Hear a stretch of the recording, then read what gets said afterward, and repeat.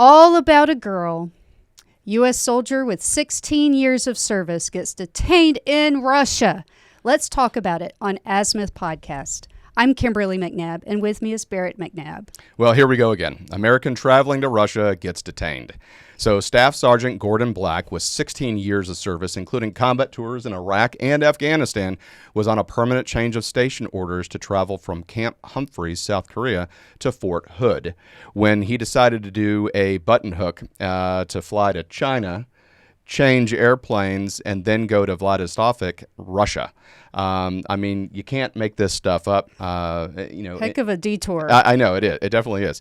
So the girl was a Russian citizen working as a bartender in one of the local bars surrounding Camp Humphreys. And apparently, they had been dating for a while, number of months. The mother of the soldier said that it was kind of a rough relationship, that there was a lot of arguing going on and things like that. And apparently, they got into a fight, and somehow she was deported from South Korea back to Russia. And, so that was where, I guess, love kicked in, and he decided to use the opportunity of his PCS, again, permanent change of station, to go visit her. And there was a domestic incident in Russia in which property was damaged and or stolen, and he was arrested. How is it possible that he could fly to China and Russia? I mean, he was supposed to report straight away, right? Yeah, exactly. So it's really hard to do something like that, as U.S. troops are really strictly controlled by the Status of Forces Agreement, or a SOFA agreement. And from my experience, when I flew into South Korea, because South Korea was my first duty assignment when I was a brand new second lieutenant, and I was an air assault infantry platoon leader on the demilitarized zone between North and South Korea. And as you fly into Incheon Airport, you have your military identification card, or your CAT card, and you have to hand it over along with your orders, and your card gets scanned in to the computer, and your orders are checked. They make a copy of them, and again, U.S. troops, whether they're Air Force, Army, Marines, doesn't matter, going in and out of South Korea under the Status of Forces Agreement is extremely tightly controlled. And so they also make sure that you have, check your airplane tickets and things like that.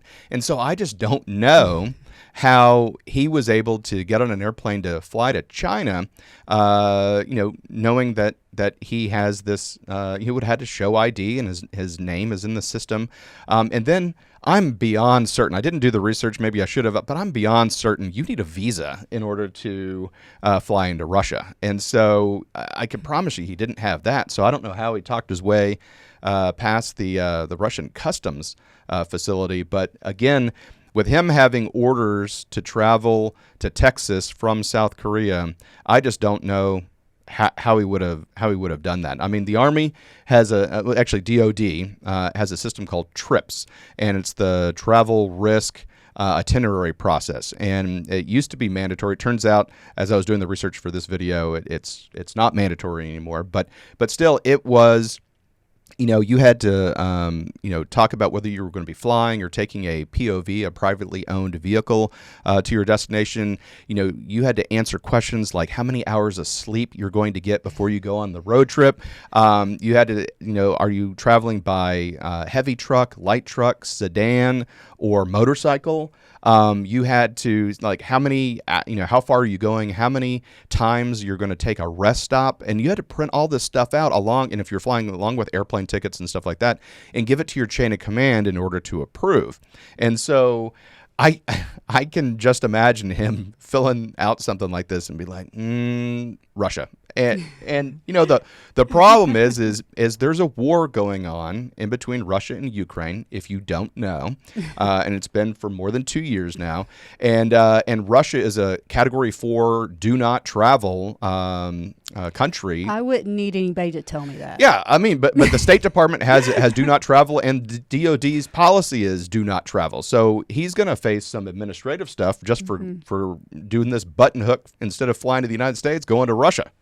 Yeah, I mean, I'd imagine not only is he in trouble with Russia, but with the DOD. Yeah, he's gonna. He when will Russia's done with you, we'll get you.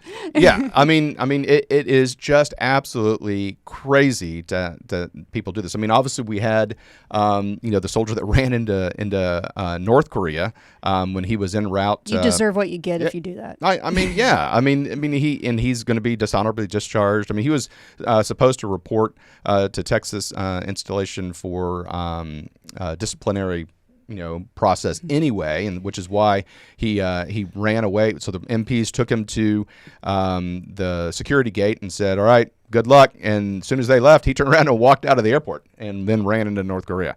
But still, I mean, this is just kind of the environment that just crazy in South Korea.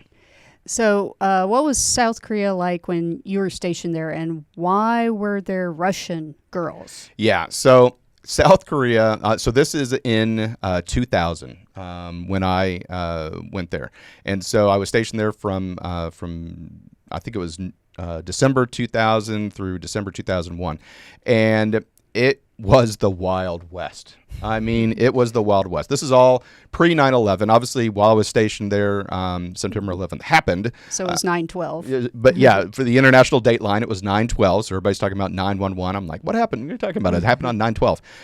But still, it was, at the time, it was freedom's frontier. And the demilitarized zone between North and South Korea was the show. Because, again, 9/11 hadn't happened. The global war on terror hadn't happened yet. And so it was the big deal to be stationed there. And it was, again, just like I said, the Wild West. There were military installations all over Korea. We were at Camp Casey. I was stationed at Camp Casey, and it was near the demilitarized zone, about 12 miles away, so a foot march away from the DMZ. And there were lots of bars all around the area. And then there's, it doesn't matter which military installation or which camp you were stationed at, there were bars all over the place, and there were and this is truly kind of the dark, seedy side of what was going on at the time, but there was a lot of human trafficking going on. And so there were two types of Russian girls that were working in the bars in the area, and one, it was girls who wanted to make money. Right? Well, everybody wants to make money, but girls that want to make money. And then also there were girls where their family owed Russian mobsters large sums of debt. And so the debt, servicing the Russian mob would be like, we have a way for you to earn off this debt. And they would get sold into human trafficking and sent to South Korea. Now, the girls that wanted to make money, it's the same process. You want to make money, sign up here, and we'll send you to South Korea.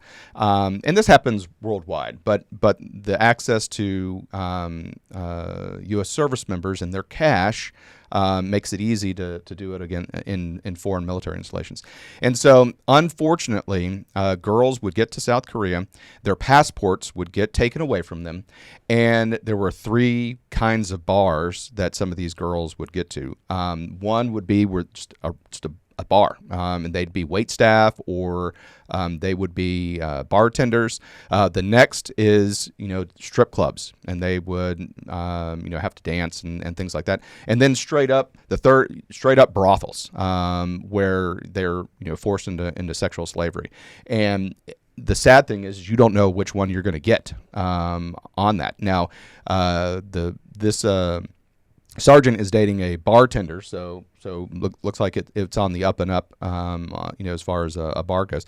But some of these girls either had $65,000 in debt or wanted to earn $65,000, and so there were girls that would do this, and especially the ones that were in more of a legitimate establishment, they would re-enlist, so to speak, and they did 2 years, and they'd do another 2 years in order to stay there. But it was really weird when I went to see all these Russian girls all around, because I'm like, what's going on? I mean, we are close to Russia, but still, it was just kind of weird to see that. And so, but that's kind of unfortunately how a lot of it works. So that's why you're seeing this dynamic between a U.S. service member and a Russian girl. Right. I just can't imagine him being able to go to a different country totally out of his way because, your time in service, like anytime we wanted to go anywhere, you had to let it be known. I mean, we were stationed in South Carolina and my mother lives in Georgia. I'm like, let's go visit mom. No, it's more than 50 miles is the radius. So I had to go within 50 miles or outside of 50 miles. I'd ask permission in order to go anywhere. And so I had to put in for a 3-day pass or something, even if I wasn't going to use 3 days of it. But I would have to put in for a pass. I'd have to do that trips, thing where I planned my itinerary, had it printed out, had to get it approved by my chain of command. That was one of the things when people said, so what do you like about being a civilian? I'm like, that I don't have to ask permission to go anywhere anymore. And you have potentially be denied. But yeah, this is just absolutely crazy. I mean, I just cannot believe the thought. This guy wasn't thinking with the correct head. No. As far as he, deciding to fly to Russia when they're in this major conflict and they are just looking to detain Americans. Oh, absolutely. I mean, to use his bargaining chips. And from what I understood in the article, his pre-trial or his first hearing is not until July. So he's just in a holding cell. And I don't know if he's gotten access to consular services yet. I know the State Department was trying to work on that. But obviously he probably doesn't. Maybe he does speak Russian a little bit if he learned from his girlfriend. His name's not Brittany Griner, so I wouldn't expect too much hope for him. Yeah, well, I mean, here's what I think should be happening, and now that you brought her up, I really think it should be first in, first out. We have Americans that have been there for 7 years, and Brittany was there at the time for her trade. A year at most. It was 6 months to a year or something like that. And it really should be first in, first out. I mean, there's a Wall Street Journal reporter that's currently jailed right now as well. Stop it! Stop going to Russia. Okay, just everybody stop going to Russia. How many stories do we need before people just learn? Just chill out. Chill out on traveling to Russia right now. Not a good time. And so anyway, we'll keep you apprised of Sergeant Black. But just to have 16 years in the military, I mean, he's 4 years away from retirement. And don't throw it away over a girl. He just threw it away over a girl. And that makes me sad, especially, we have, combat veteran, global war and terror, two deployments, one to Iraq, one to Afghanistan. And I'm telling you, I mean, I'll go ahead and make the prediction now. He's going to get a dishonorable discharge. And he's going to lose all of his retirement benefits. He's going to lose access to his VA benefits. It's going to be a bad time for him. Yeah. So we saw this, and we'll keep you apprised of how this story develops. But thank you for turning in to Azimuth Podcast. Please stay tuned after these messages.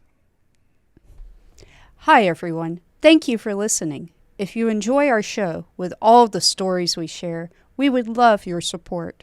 And it's as easy as clicking that subscribe or follow button. This will ensure you never miss an episode and keeps us bringing you these important stories. Your support makes a huge difference. Thank you so much for being part of our podcast family.